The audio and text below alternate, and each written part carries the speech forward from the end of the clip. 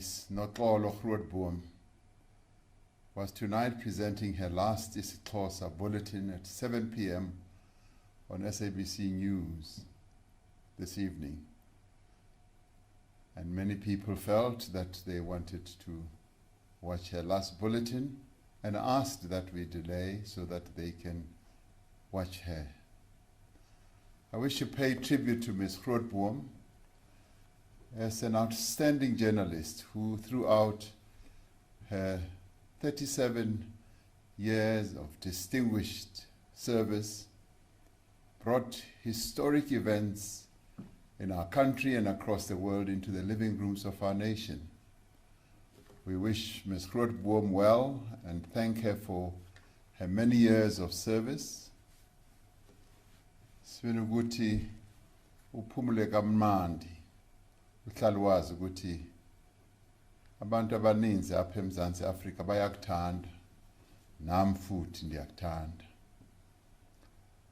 It is now just over a year since we declared a national state of disaster in response to COVID-19 and had to introduce measures to contain its spread. Since then, we had to put up with restrictions on nearly every aspect of our lives as South Africans. What has perhaps been most difficult of all is how the pandemic has affected the social interactions that make us feel as a people to be part of a community. We miss the many things we once took for granted, like being able to visit our loved ones, go to a party, or to attend religious services. 1 year later, we've made significant progress in bringing the pandemic under control. The tireless efforts of our healthcare workers and many other frontline workers have saved many thousands of lives. And the pioneering work of our scientific community has led to significant advances in our understanding of this virus. Through the changes that we have all made to our personal behavior, we have protected ourselves. We have also protected our families and our communities. In South Africa, as in most countries around the world, we are not yet ready to return to normal life because of this virus. For the second year in a row, we will again have to limit our interactions, particularly during the Easter period. This is so because we are still in the midst of this coronavirus pandemic. Over the last year, the country has recorded more than 1.5 million cases of coronavirus, and there have been more than 52,000 recorded deaths from COVID-19. We remember and mourn each of those lives that we have lost. As I reported when I last addressed you, South Africa has emerged from a second wave of infections.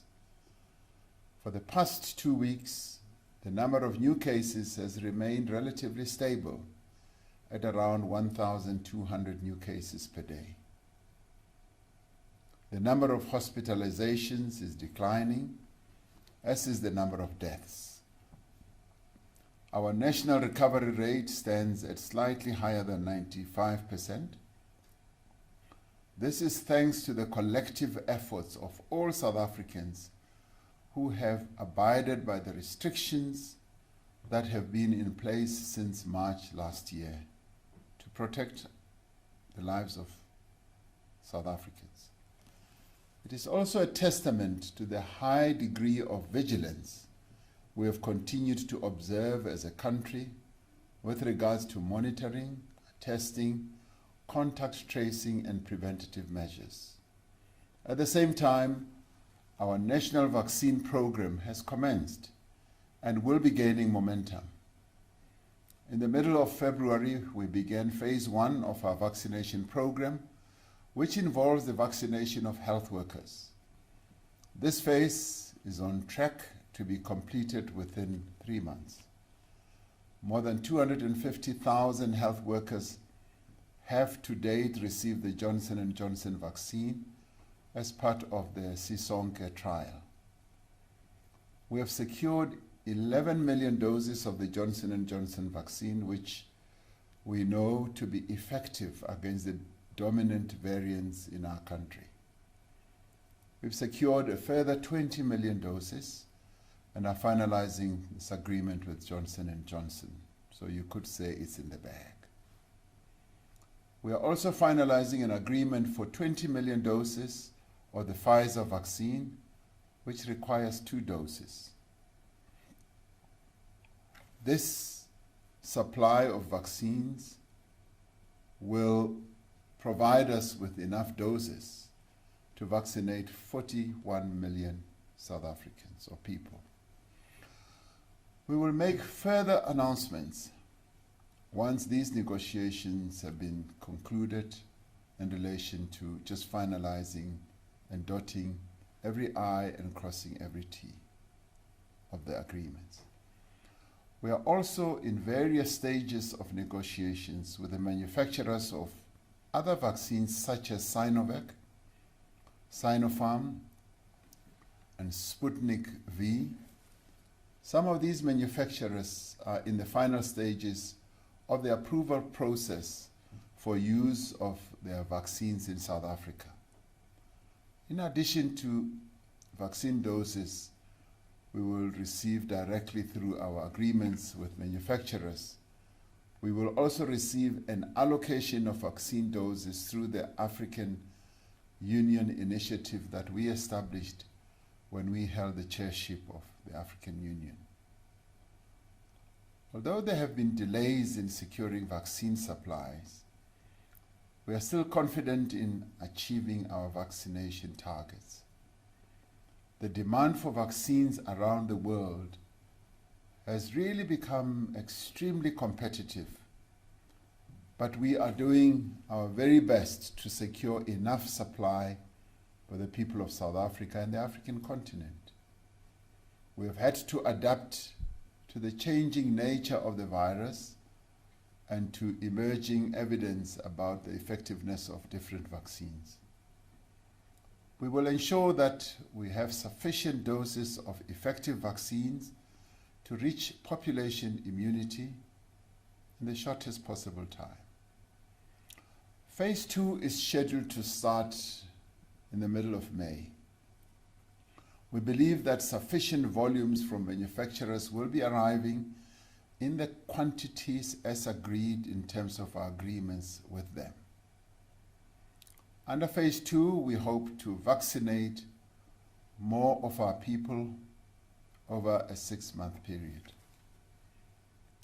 In line with international best practice, we will be prioritizing those at the highest risk of hospitalization and death, such as people over 60 and people living with comorbidities. The second phase of COVID-19 vaccination program aims to ensure that we will protect our communities, prevent health services from being overwhelmed, and reduce the need for lockdowns that seriously disrupt education, the economy, and each one of our lives. Registration to be vaccinated is scheduled to start in April. People will be encouraged to register online, but those without online access will be able to register in person. To ensure that we have supporting infrastructure, over 2,000 vaccination sites have been identified across the country. These include community clinics, pharmacies, general practitioners' rooms, retail outlets, and in some instances, larger facilities like stadiums and conference centers where these vaccination points will be set up. An electronic vaccination data system has been established to manage the vaccination rollout and direct people towards vaccination sites closest to where they live. This system will allow us to register, receive an appointment date and site, and receive a digital certificate or a hard copy confirming your vaccination status once vaccinated. Everyone who will be vaccinated will have to be registered on the system first, and you will be invited to register once you become eligible. We will work through provincial and district structures and community-based organizations to register those citizens who do not have access to technology. We are developing mechanisms to identify and register undocumented persons so that they too can be vaccinated. We remain committed to keeping the nation informed on every step in the vaccination rollout process. If there will be delays, people will be informed, and so we will be absolutely transparent so that there is never any doubt in anybody's mind about the process. As I've said in the past, this is the biggest and the most comprehensive process that we've ever had in the history of our country, where we'll be reaching more than 40 million people at one go.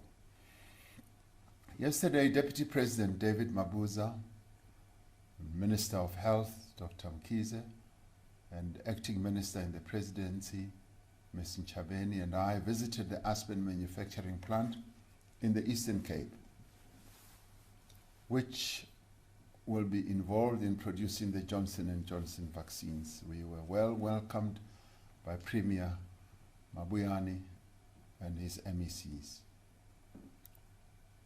The plant we visited is a world-class vaccination manufacturing facility which rates amongst the best in the world. This is a great achievement for South Africa, demonstrating our capabilities in advanced manufacturing. I wish to commend Aspen for having had the foresight to invest in this facility and for the speed with which they have gotten ready to begin production. More than half of the capacity of the plant, which will produce millions of doses a year, have been committed to Africa. Earlier this week, the African Vaccination Acquisition Task Team signed a procurement agreement on behalf of the African Union, member states, for 220 million doses of the Johnson & Johnson vaccine. It has an option for an additional 180 million for all the countries on our continent. This agreement is significant for our continent, not only because it gives effect to our determination that no country should be left behind, but also because these vaccines will be produced right here on our continent. Greater collaboration between government, business, labor, and civil society is key to the success of the vaccine rollout. The private sector continues to play a key supporting role in the national effort. We are particularly encouraged by the commitment of the private healthcare sector to work with government to make the vaccine rollout a success, drawing on the immediate capabilities that we have developed in the sector. We are also grateful to numerous companies working through the Solidarity Fund to lend financial resources to the vaccine acquisition rollout. We want to commend the Vodacom Group and Vodafone Foundation, which have pledged 87 million rand in the African countries in which they operate for cold chain storage and the logistics for the COVID-19 vaccines to enable them to be delivered securely. In addition, Vodacom will be developing a state-of-the-art vaccine management platform across the AU member states, following a successful rollout of the same platform here in South Africa. I do want to call on all our private sector partners to support this new phase in our fight against COVID-19. Fellow South Africans, in just a few days, the country will begin the annual Easter break. For many, this will be a welcome moment to pause and to rest, whether from work or from our studies and from the pressures of the last few months. Many of us have made plans for the upcoming long weekend. Some of us will be heading out of town. Others will be visiting friends and family. Many of us will be attending gatherings and celebrations in various places. For millions of people, this is also a time of religious observance. While the rate of transmission remains stable, we cannot let our guard down. This is a time when caution is needed more than ever. The reality is that greater movement of people, interprovincial travel, greater use of public transit and gatherings present a great risk of an increase in infections. Over the last few days, we have sought the advice of experts and consulted with representatives of provincial and local government on what measures should be put in place over the coming long weekend to prevent a new outbreak of infections. As part of the consultation process, we've also included our traditional leaders. We have considered several factors, including the presentations by religious community leaders on precautionary measures they have put in place for the anticipated gatherings. And in this regard, I'd like to congratulate them because they have put in place a number of very impressive precautionary measures. Given the relatively low transmission levels, we have decided to keep the country on coronavirus alert level 1. However, due to the specific circumstances of this period, we need to make a few adjustments. Some of the measures that will remain unchanged are the following. The curfew will be maintained from midnight to 4 a.m., so there is no change. Public recreational spaces such as beaches, parks, and dams will remain open. However, this will continue to be subject to the health protocols such as social distancing, mask wearing. Funerals remain restricted to a maximum of 100 and with a 2-hour limit on services. Interprovincial travel will still be permitted so people can travel between our provinces. However, I urge all South Africans to limit their travel as much as possible and to observe all necessary health protocols if they cannot avoid traveling. However, given the role of alcohol in fueling reckless behavior, we will put in place some restrictions over the Easter weekend. To this end, the sale of alcohol for off-site consumption will be prohibited this coming Friday, Saturday, Sunday, and Monday. Just those 4 days. On-site sales of alcohol at restaurants, shebeens, and bars will be allowed, but this will be according to licensing conditions and also to the limitations of time up to 11 at night. The Easter weekend is a time of spiritual significance, and attending religious services is important to millions of our people. For Christians, congregational worship is an important part of celebrating Easter. The Jewish community is currently celebrating Passover, and the Muslim community will soon be starting the holy month of Ramadan.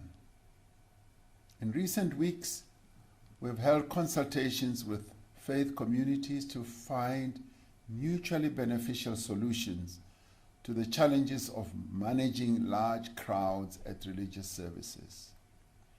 Following this consultation, it has been determined and decided that religious gatherings over this period will be restricted to a total number of 250 people indoors and 500 outdoors. This is an increase of the numbers that we have currently. Where the venue is too small to accommodate these numbers with appropriate social distancing, then no more than 50% of the capacity of the venue may be used. Congregants should not gather outside their usual places of worship, and people must go home and not sleep over after services, which is what often happens in non-COVID times. I want to express once again my gratitude to the leadership of the faith community who have engaged positively with us as government. There is a common appreciation that we must do all we can to support our people to exercise their religious freedom and keep our country safe. With respect to other gatherings, these will also be restricted to a maximum number of 250 people indoors and 500 outdoors. As before, where the venue is too small to accommodate these numbers with appropriate social distancing, then no more than 50% of the capacity of the venue may be used. We continue to urge all South Africans to avoid gatherings if they are in a vulnerable group, such as the elderly and those with comorbidities. We also urge that gatherings should take place in outdoor venues, which are significantly safer than gatherings indoors. We will review these measures that I've just outlined on the size of gatherings within the next 15 days based on an assessment on the state of the pandemic and the extent of compliance with health protocols. We continue to follow the principle that restrictions should not be more severe than is necessary to contain the spread of the virus. And we continue to be guided by data on the epidemiological situation and by expert advice and wide consultations with social partners. So there are quite a number of safety measures and safeguards, if you like. We will closely monitor the situation and will respond swiftly to any signs of a resurge of the virus. So fellow South Africans, this pandemic is still very much with us. We must act with caution, not just this coming weekend, but in the days and the weeks and months ahead. We do not know when the virus will be behind us, but we all know what must be done. We know that wearing a mask in public at all times is very important and life-saving, and I'm pleased to say that wherever I go, I now see many of our people continuing to wear masks. This is commendable. And I also see that a number of our people continue to wash hands, and many places around the country have sanitizing spots where people can wash their hands. And we must continue to observe social distancing, and this is important to prevent the spread of the virus. And wherever we are, let us try and see if we are at a sufficient distance from the next person. And if possible, we must continue to avoid crowds, because these measures are still the most effective way of keeping the virus at bay. There was a wonderful report the other day at an international broadcasting TV station where they said South Africa has been able to bring the level of infections down largely because as a nation they have sought to observe all the health protocols that are being spread around the world. And I'd like to commend our people for continuing to observe these health protocols. They are important, and in a way they've become maybe second nature. We must see them as second nature. Any action that puts ourselves or others at risk must be avoided. The restrictions that are in place for our collective health and safety must be observed. Let us be a responsible nation that is forever aware of the presence of the virus. And let us remain at home wherever we can in small groups.